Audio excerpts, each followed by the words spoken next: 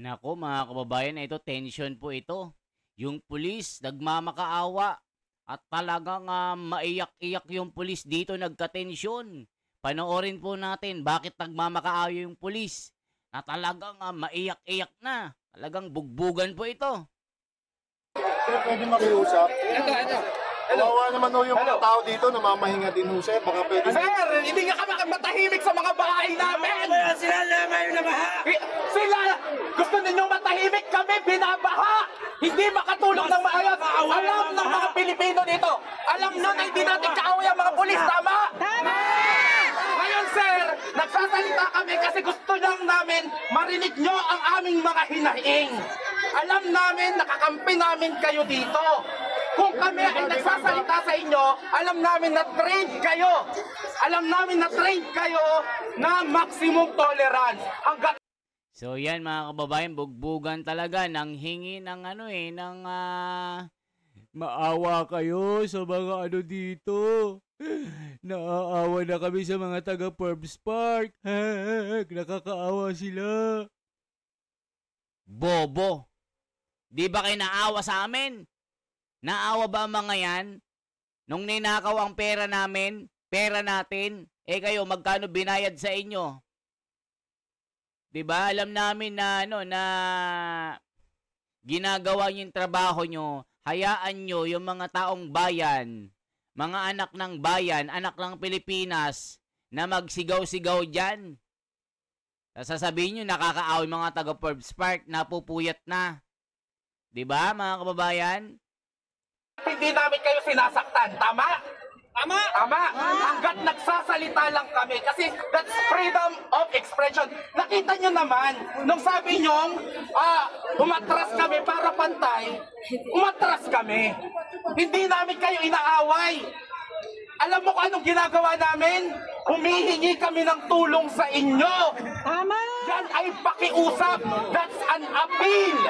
Kasi kami ang nagpapasweldo sa inyo at pinapasweldo namin kayo para protektahan kami, ang batas, ang konstitusyon, ang mga anak namin at ang susunod na henerasyon, kahit mga anak nyo. Sold na sold! Sa laki at sarap! Talagang nakakaiyak po ito mga kababayan. Talagang pati ako naiiyak pagka nakikita ko yung mga kababayan natin dyan na talagang humihingi ng hustisya. Nakakaiyak po. Pakinggan nyo po yung kanilang mga sinasabi. Talagang maiiyak po kayo. Kahit sino po. Ngayon, wala na pong investigasyon ng Blue Ribbon Committee. Ibinasura na po ang investigasyon. Napapansin nyo naman, wala pong nangyayari. Nakita nyo naman yung focus ni Erwin Tulfo. Hindi na niya bubuksan ang Blue Ribbon. Pampilo Lacson, Tito Soto, talagang kayo protector kayo ng mga buhaya, protector kayo ng mga magnanakaw. Nakita nyo? Ba't nyo tinigil ang Blue Ribbon Committee? Makakarma din kayong mga kupal kayo. Hindi ako magsisisi na sabihing mga kupal kayo. Sayang ang boto ng taong bayan. Hindi namin alam ba't kayo nanalo. Talagang halatado na bistado na talagang kinakalaban nyo si Marcoleta para hindi matukoy itong mga magnanakaw na ito. Hinaharang nyo si Marcoleta para para protektahan ang mga demonyong ito. Ako, nanggigigil ako, high blood ako mga kababayan. Hindi nyo madadala ang pera na binayad sa inyo. Gigigil ako sa inyo, pati na high blood na ako dito. Naiiyak ako sa mga kababayan natin dyan. Tapos kayo, tinigil nyo ang Blue Ribbon investigation. Inagaw nyo kasi ang power kay Marcoleta. Magkano binayad sa inyo, Tito Soto, Lacson, Erwin Tulfo? Galing-galingan kayo dyan, mga tanga, bobo. Pakinggan, lahat sila may bahay dyan. Lahat ng korap nandyan. So hindi lahat ng nandiyan sa loob, kaaway natin. Pero mabubuting mga mamamayan dyan, sa totoo lang. So kaya tayo nandito, napakaganda itong pagkakataon na wag niyong sisigawan. lalapitan yung mga kapatid natin pulis, hindi sila ang kaaway.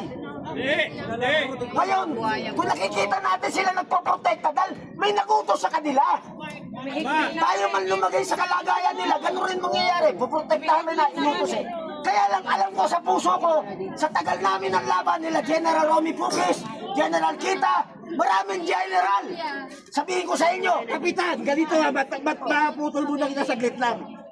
Yung ginagawa nila, hindi na trabaho yan eh. Ang proyektahan mo, hindi na trabaho yan.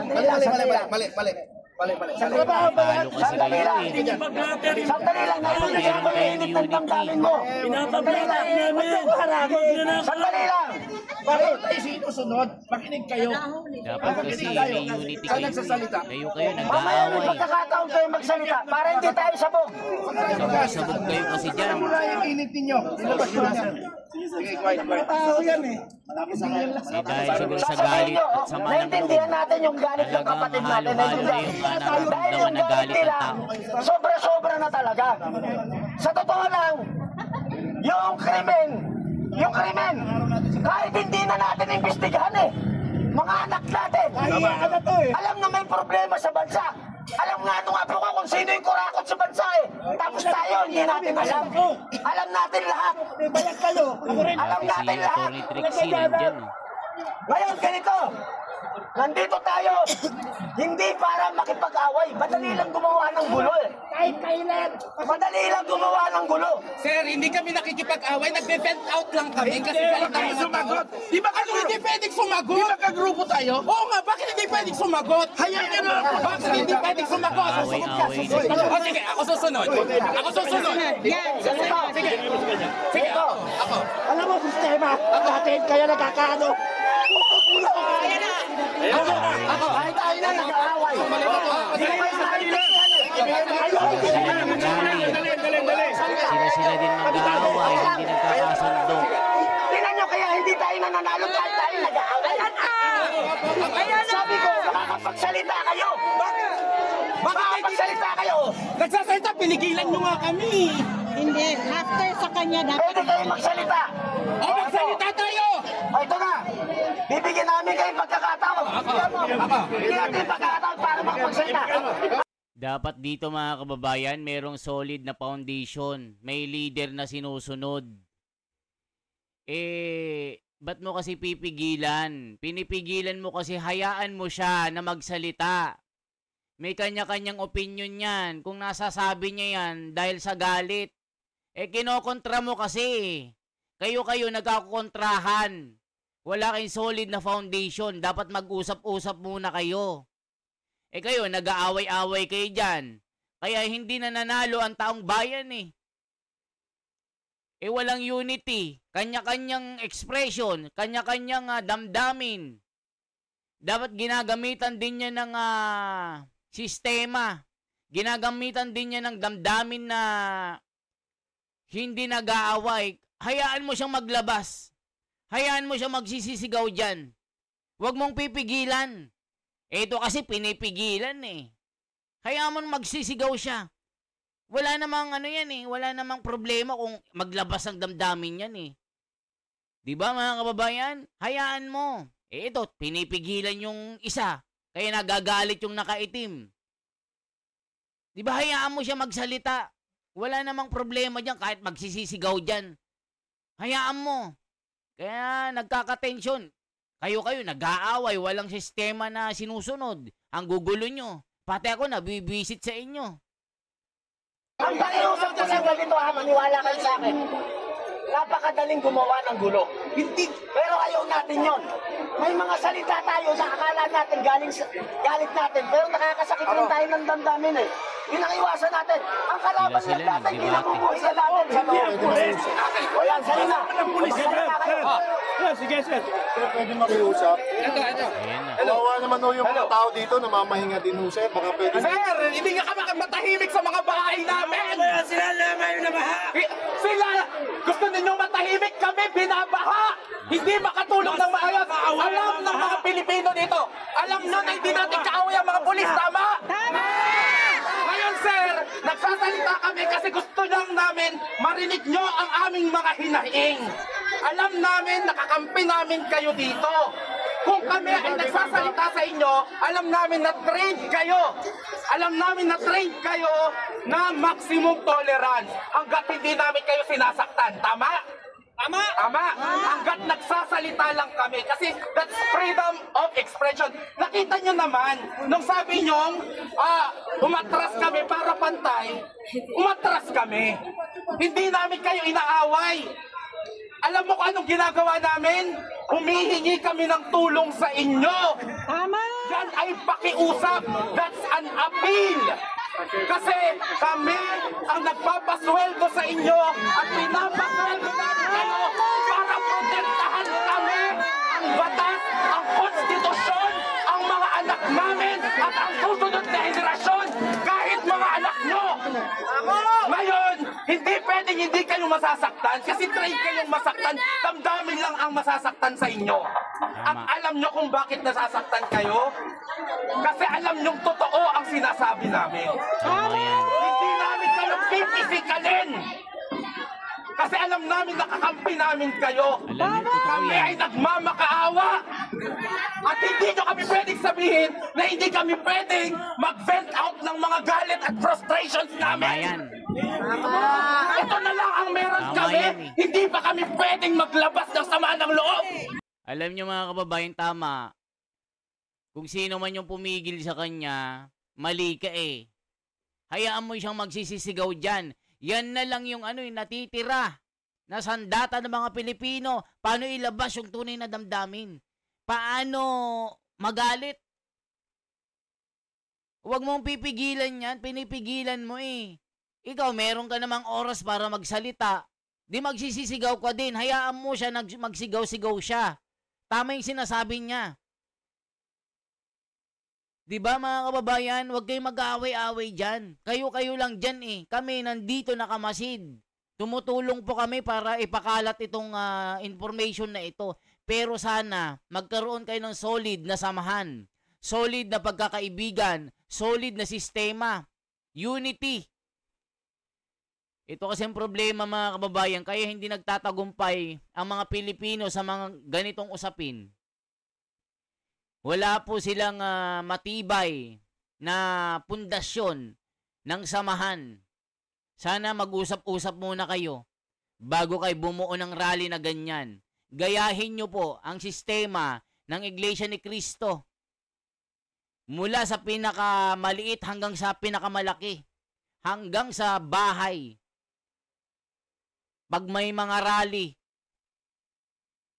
sa bahay pa lang, meron ng bilin, ganito, ganyan, ganito ang kaayusan, ganito ang mga dadalhin, ganito ang gagawin. May mga sistema, may mga alituntunin na hindi dapat gawin. Sasabihin mga dapat sasabihin, ganito ang dapat gawin, dapat ganon. Isa sa ilalim po sa matinding aral po yan. Bago sumabak sa matinding rally. Eh dito walang sistema, kanya-kanya. Kung sino man yung pumigil kay kuya na naka-block, hayaan mo sir. Hayaan mo siyang magsigaw, maglabas ng sama ng loob. Hayaan mo. Yan na lang po ang natitirang sandata ng mga Pilipino para maglabas ng sama ng loob sa mga buwayang ito. Eh pinipigilan, huwag mong pipigilan, hayaan mo sila. Eh bakit? Ano naman kung magsisigaw siya? Ba't o pipigilan? Tama! Pati ko nabibisit sa'yo dyan eh. Kami, alam namin kakampi namin kayo. Tama. At alam nyong kakampi nyo kami. Kasi mga simpleng mamamayan lang tayo lahat. Binigyan namin kayo ng kapangyarihan. Pinapasweldo namin kayo para gawin ang trabaho nyo. At yon ay protektahan ang mga Pilipino. Kami ang mga boss nyo.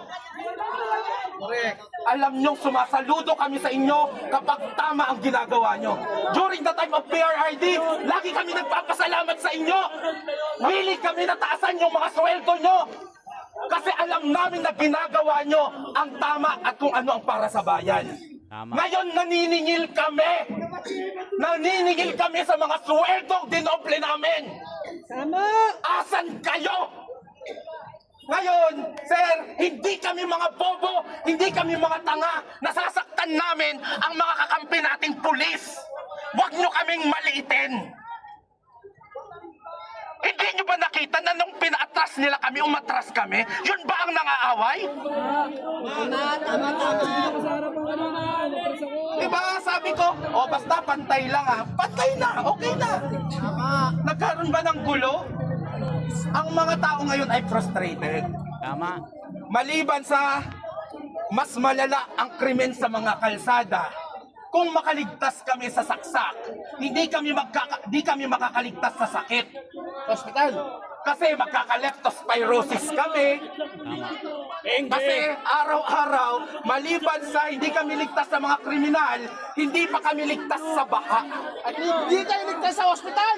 Kung wala sila pambayad natin sa mga At kinuha, at kung sakaling magkakasakit kami, dahil sa, sino ba naman ang gusto dito sa kalsada? Wala. Sino ba naman ang gusto na napupulusyonan dito? Nandito kami kasi galit na kami sa gobyerno. Nakita nyo naman sa liwasan, hindi din naman kami nang gulo. Diba? Kaya sabi ko, ay sir, kanina. doon 3,000 kada isang bata. Kaya sabi ko naman kanina kay sir, at naiintindihan din naman ni sir, na tayo ay nag-vent out lang. Ano ang sigaw natin? Design! Marcos Design! Marcos Design! Marcos Design! O, tignan nyo pong nangyari. Imbes na may makasuhan, may mahuli, tuntunin ang mga may sala, ang mga tunay, na kawatan, anong ginawa ni Erwin Tulfo, ni Bending Dalo, ni Remulla, ni Ping Lacson, ni Tito Soto, anong ginawa nila mga kababayan? Isinara, binasura ang Blue Ribbon. Hindi natin alam kung kailan nila bubuksan muli ang investigasyon. Ngayon, nagkakaproblema sila kung sino yung ilalagay na Blue Ribbon Committee. Si Ping Lacson na duwag, nag-resign kasi nga po, marami siyang mga babangga na kumpadre, kumpare, kaibigan, amo. Hindi niya kayong banggain. Kung ibinalik nyo kay Marcoleta, yung Blue Ribbon Committee, tapos sa sanang laban, mananahimik ang mga Pilipino kasi may tiwala ang taong bayan kay Marcoleta kung sino talaga yung tunay na hahabulin, na aalamin at ipapakita yung tunay na sitwasyon at mapapakulong yung mga magnanakaw dito. Itong mga school bukol na ito, Law Bending the Machine, Law Bending the Law, Remulla, Soto, Lacson, Erwin Tulfo na Ogag. Wala tayong aasahan sa mga ito mga kababayan. Ang ginagawa nila, Sal-End, BP Sara, mga corruption daw ni BP, ang mga parmali. Kita nyo mga kababayan, wala na talaga. Talagang hindi tayo bobo, hindi tayo pinanganak kahapon na kaya nilang lokohin. Maluloko nyo yung mga nabulag nyo, mga sumusuporta sa inyo na mga kupal din. Ako hindi na ako natatakot na magsabi ng mga ganito kasi galit na rin ako dito. Pilipino rin ako nasasaktan. Kasama rin ako sa mga ninakawan nyo. Grabe kayo, mga kababayan, yung mga buwayang ito. Tapos sasabihin nyo maawa kayo sa mga taga Forbes Park. Hindi na makatulog. Hindi ba sila naawa sa amin na mahihirap? Na habang binabaha kami kayo, naglilitsyo ng baboy, kumakain ng masasarap, nasa bakasyon ng grande, pumupunta ng ibang bansa, kakain yung anak nyo, 1 milyon na pagkain, 1 baso lang na tubig, 500,000, isipin nyo mga katangahan nyo, hindi kayo naawa, ginutom nyo mga Pilipino, ginawa nyong baboy na patay gutom, ginawa nyong mga inutil, ginawa nyong mga bulag, ginawa nyong mga pipit, bingi. Ano yon? Hindi kami mga bulag at pipi. Hindi kami mga tanga na bobo na pinanganak kahapon. Kaya kayong apat, dito na bibisit ang taong bayan. Erwin Tulfo, Tito Soto, Ping Lacson, Remulla. Ito yung mga talagang itinalaga upang harangan si Marcoleta, mga kababayan. Yan ang katotohanan. Si Senador Marcoleta na rin ang nagsasabi na talagang hinaharang siya. Ako, papanig talaga ako kay Senador Marcoleta. Hanggang sa huli, susuportahan ko ang tunay na hustisya dito. Hindi rin ako titigil. Hindi ako tatahimik din dito. Nanggigigil din kami. Kasama ng pamilya ko dito. Balik na natin. Huling-huli, pasensya na sir, ngayon pa lang masasaktan ang mga damdamin nyo. Ngayon pa lang, marami kayong maririnig na galit. Yun ang aming gagawin. Hindi namin kayo aawayin, hindi namin kayo sasaktan. Tama! Para hindi nyo din kami saktan, kasi kami ang mga boss nyo. Kami ay mga boss na nagsasabi sa inyo na hindi na namin nagugustuhan ang trabaho ng gobyerno kung saan kabilang kayo. Kami ay mga boss nyo na nagagalit na sa inyo dahil hindi na namin gusto ang kakulangan nyo ng aksyon sa mga nangyayaring ito. Pero again, hayaan nyo kaming maglabas ng aming saloobin. So yan mga kababayan, ano masasabi nyo dito? I-like, i-share po at i-subscribe ang bidyong ito. Ipakalat nyo po mga kababayan para malaman ng bawat Pilipino ang nangyayari sa bansang ito. Na talagang wala na pong nangyayaring maayos. Galit na po ang taong bayan dito mga kababayan. So yan lamang po ang aking bahagi. I-like nyo po, i-share nyo po at subscribe ang ating YouTube channel. Mabuhay po.